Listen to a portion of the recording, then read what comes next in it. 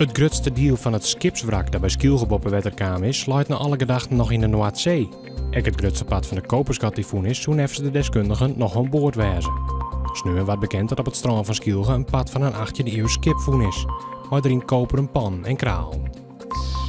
3000 huishoudens in de Leuterwijk Westeinde hebben juist er urenlang zonder wetter zitten.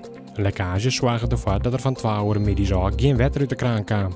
Monteurs van Vitens hebben het lek uiteindelijk rond 8 uur jongens dicht zien kennen.